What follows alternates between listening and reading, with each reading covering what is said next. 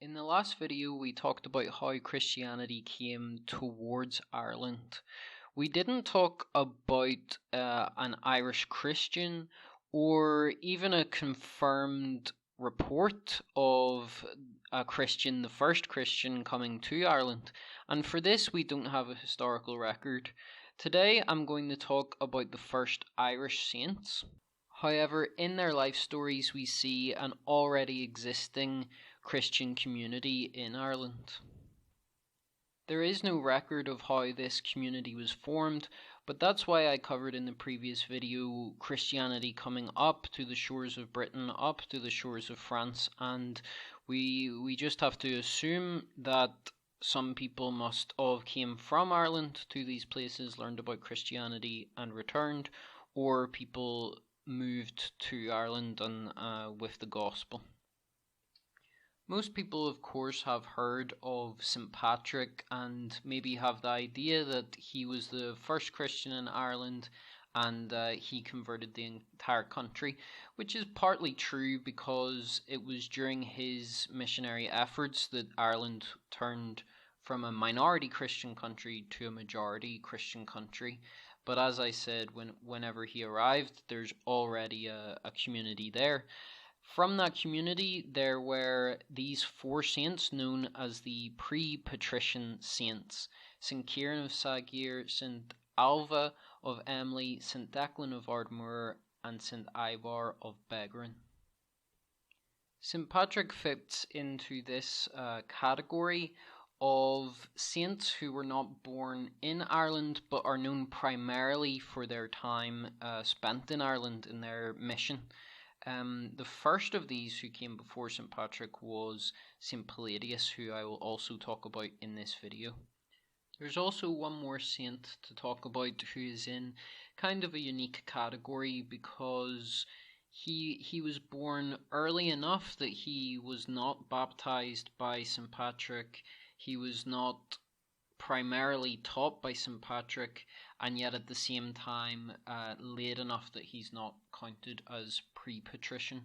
When we go on to talk about the other saints of the 5th century, it will be more clear why he's in a sort of special category, because besides the saints talked about in this video, for the 5th century in Ireland, nearly all of the other ones will be baptized by St. Patrick or baptized by someone who was in turn baptized by St. Patrick. Firstly, St. Ciarán of Saghir. He was the firstborn of the Irish saints, is how he is sometimes known, because of course he was the eldest. He was raised as a Christian, which, as I pointed out, indicates that there is a very early Christian community. Seeing as he was born in the latter half of the 4th century, this could tell us, I don't want to make a wild guess about when the first Christian in Ireland may have been, but we can see in his life story that there's a pre-existing community, so speculatively, I think it's fair to say that it would take multiple generations before a Christian community would produce a saint, although, as I said, nothing can really be said definitively on that point. He left Ireland to study in Tours, which I mentioned in the first video, the monastery that was founded by St. Martin of Tours. A very, very important place for Irish Christianity in these centuries, because St. Ciarán was the first, but was certainly not the last saint that we know who went to Tours to study. And he also then continued to Rome, where he stayed for as long as 20 years before returning and meeting St. Patrick on his way back to Ireland. In the life of St. Ciarán, it mentions that this was an incredibly joyful meeting for both of them. Obviously a huge inspiration for St. Patrick to return to Ireland for his mission there. When St. Ciarán came back to Ireland, he lived for some time as a hermit before establishing monasteries and having monks under his guidance. St. Ailbe of Emly was baptized by St. Palladius, who I mentioned and will speak about more later in this video, came to Ireland before St. Patrick. He also studied in Rome, where he would meet St. Declan, who I'll speak about next. And one of the very important events of his life was he baptized St. David, who's the patron saint of Wales. I will attach my blog in the description to the post that's about this video, and I write more on that subject there. St. Ailbe is also mentioned in the voyage of St. Brendan, living on an island with his monks. St. Declan was from an Irish royal family, the Daisy Mooman, not sure how to pronounce that. And he, as I just mentioned, studied in Rome with St. Ailbe. He returned to Ireland and preached to this royal clan with very great success.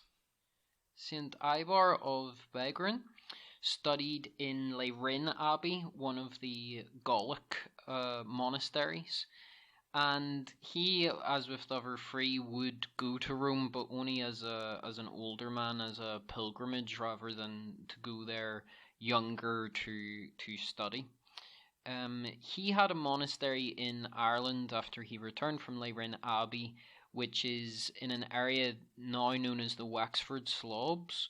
However, that island has, I don't know all the geographical reasons for this, but it's not there anymore. The picture is the general location that the monastery on that island would have been. These saints did know each other, of course, as I already mentioned. They did meet each other, and they also would meet St. Patrick whenever he arrived. They were aware of this sort of joint mission that they were on to convert Ireland to Christianity. If you would like to read more about them, there is more information in my blog post on these saints, as well as also the entire hagiographies of St. Ciarán and St. Declan, which I strongly recommend. St. Palladius and St. Patrick are similar to each other in the sense that they were not born in Ireland, but they are known primarily for their time spent in Ireland. I will talk about St. Patrick at greater length in a future video, but for now we will look at the life of St. Palladius. He was from Gaul, and he would study in Rome, as well as with St. Germanus of Auxerre, who, if you remember from the previous video, St. Patrick also studied with that saint.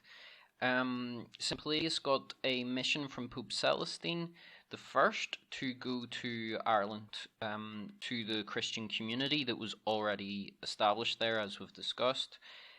He would stay in Ireland for some time, but then finally move on to Scotland to preach there. A saint in a slightly unique category is St. Aban of Moyarney. The reason he is unique is because he can't be considered one of the pre-patrician saints because he was born slightly later. In fact, he was the nephew of one of them, St. Ibar of Beggerin. However, at the same time, he is born late enough that he doesn't come under the direct influence of St. Patrick like many of the other 5th century Irish saints. So he's sort of later than the pre-patrician saints, but also earlier than the 5th century saints who would be very directly influenced by St. Patrick's mission. In the next video, I would like to talk about St. Patrick and especially the earliest sources that we have for his life and how to interpret these from an Orthodox perspective. If you would like to find out more information about what I've talked about today, it's on my blog, as well as much more content. The link is in the description.